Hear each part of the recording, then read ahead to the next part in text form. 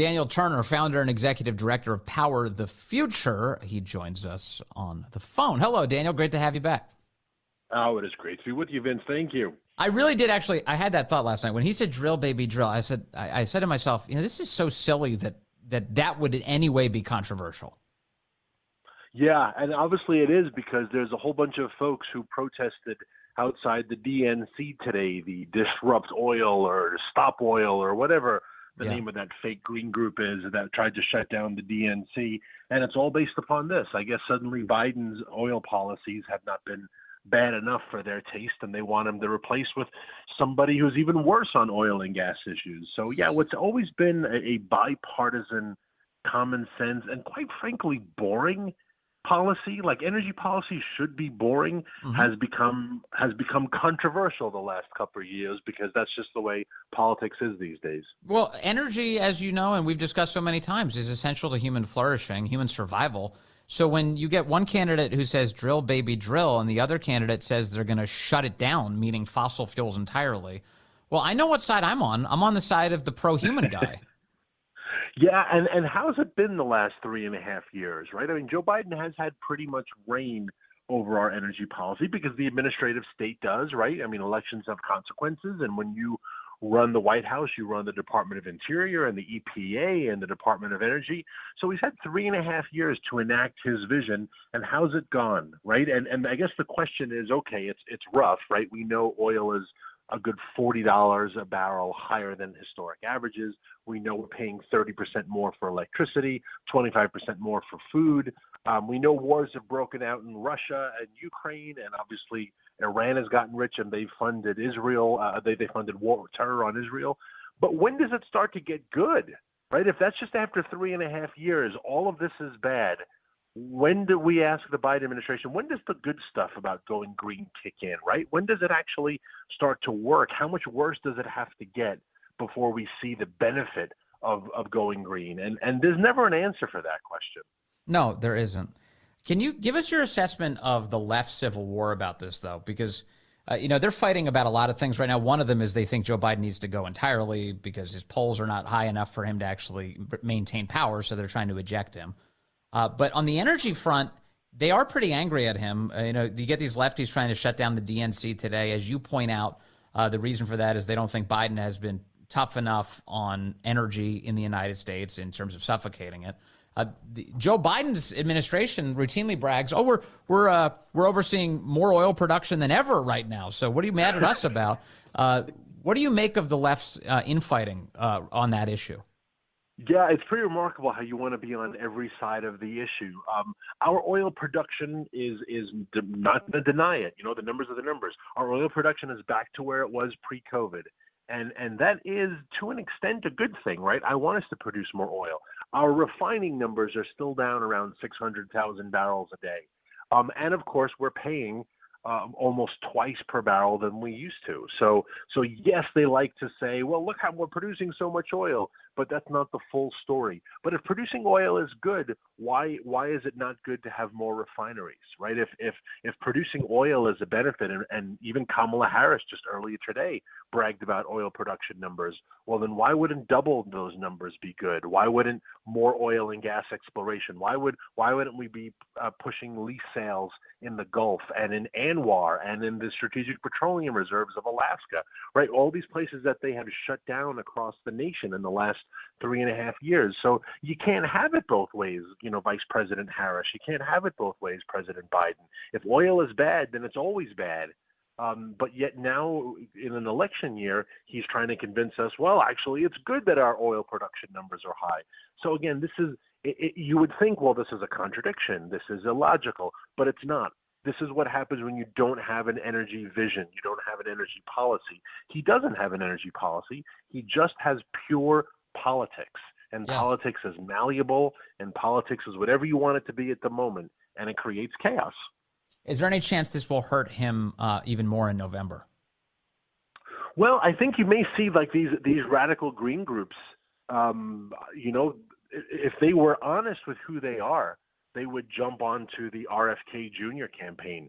RFK Jr. is interesting and good on certain issues, right? He became famous with a lot of conservatives because of his vax mandates. RFK Jr. on climate and energy issues is absolutely insane. He makes Biden look logical.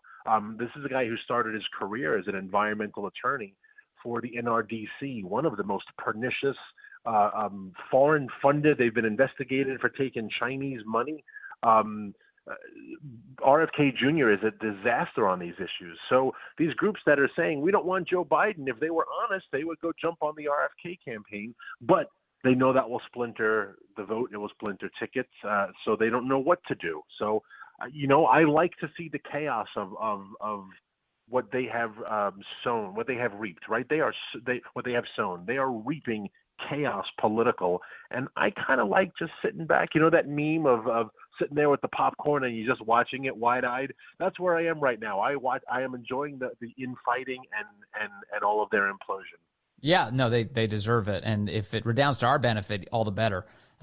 What do you think of J.D. Vance? Senator J.D. Vance of Ohio added to the ticket this week by President Trump, a guy who clearly much more in touch with the voters, the base, than almost any other possible pick that President Trump could have announced. What do you make of his inclusion, and what's that going to do for the country?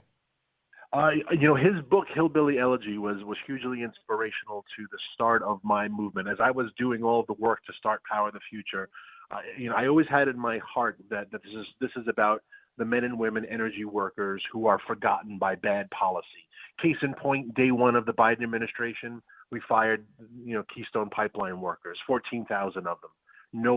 There was no policy to help them pay off their mortgages. There was no program to build them a pier like we did in Gaza, right? A pier to give them life support and aid, right? No one cared. We just said, sorry, we're all firing you. That's always been the heart of Power of the Future, are these men and women who people like John Kerry just step over because they have a climate agenda.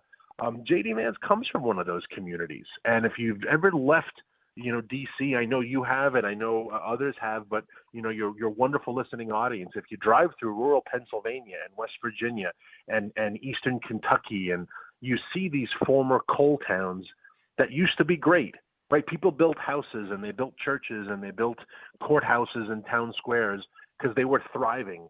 And they didn't become poor. We allowed bad policies to make them poor. And that was what J.D. Vance was talking about. So to have a child from one of these towns on the presidential ticket, I think is a huge win for America, because whether it's oil and gas or coal jobs, whether it's furniture jobs in North Carolina or timber jobs that we shut down because of the spotted owl 30 years ago, right? Scattered throughout America are these abandoned small towns that were destroyed by bad policy. And yes. I think J.D. Vance can speak to them in a way no one else can, and that's good for our country. Yeah, and he comes from Ohio, which produces a lot of gas, and fracking has been essential to the extent that Ohio has seen any sort of renaissance in its jobs. They can point directly to fracking as one of the big reasons. And so J.D. Vance has direct experience with the way that energy production can actually restore communities. Absolutely. And you remember at the beginning of the year, the Biden-Harris administration announced the pause in natural gas exports.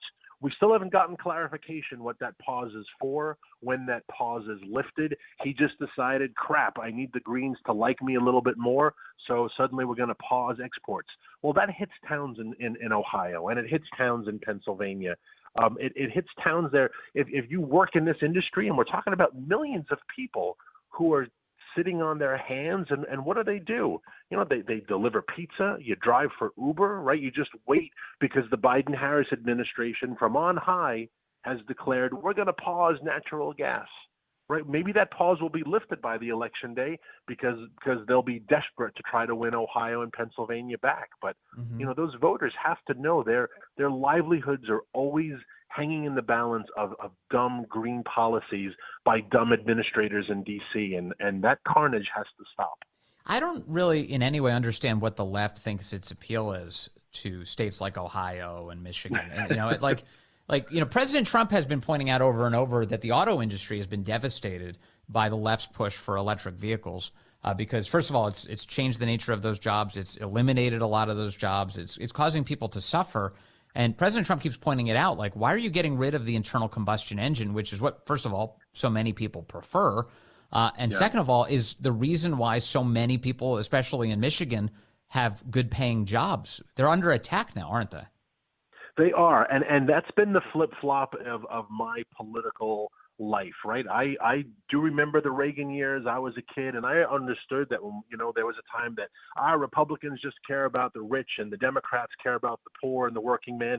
That has changed in the course of my political life, because now the blue collar worker, the farmer, the rancher, the oil and gas worker, if you're working in a mill or a factory or you're making cars, the Democrats don't represent you anymore. And that flip-flop is creating political chaos. I get it. There are still some blue blood Republicans who don't want those working class people at our party. They don't want Kid Rock at our concerts, right?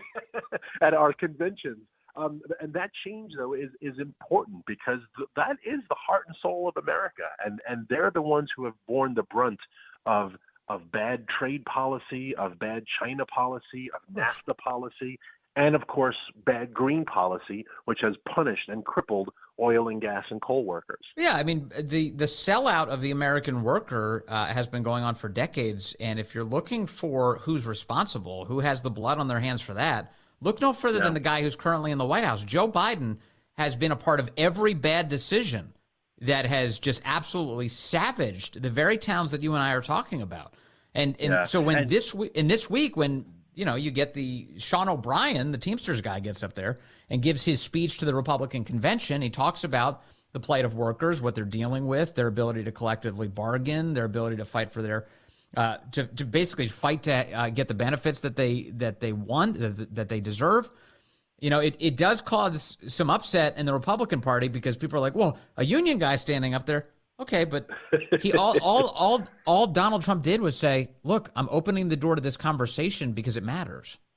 Yeah, and then you look at the pandering of Joe Biden. I'm looking at the speech he gave to the NAACP just a couple of days ago, promising, when I'm reelected, this is what I will do. This is what I'll do. And you want to say to those constituents, this is a guy who's been in D.C. since 1975. Do you really think at this point, if he could do something for your community, he would have done it by now? Right? You just need one more election, Joe Biden, and I'm going to fix the tax code when I'm reelected. Really? 50 years you've been at this job and you still haven't been able to fix it? You were vice president for 8 years. You were president for 4. But his promise to, whether it's African Americans or workers or anybody, his promise is one more election, and then I will solve your problem. The Democrat Party at this point, Joe Biden, they are so old, and I mean that metaphorically as well. Their ideas are old. Their rock stars are old, right? We had Kid Rock, which was kind of cool. They're going to have James Taylor. They have Robert De Niro. Their youngest guy is George Clooney. They're old, they're stale, they're boring, and there's just no enthusiasm on being a Democrat. And so the only excitement you see on their side are the lunatics today outside the DNC, or those throwing Campbell soup at the Mona Lisa, right? Their only enthusiasm is BLM and Antifa, which is violence and warfare. But there's nothing new about the Democrat Party, and America is moving on from that. And that's glorious to see. And it's so mindless, too. A bunch of brainwashed people just bringing chaos. It's just awful. And I think a lot of people are waking up to it, God willing. Daniel Turner, very good to have you with us. Have a fantastic weekend, sir. Nice to talk to you today. Always the best, Vince. Thank you so much. Be well.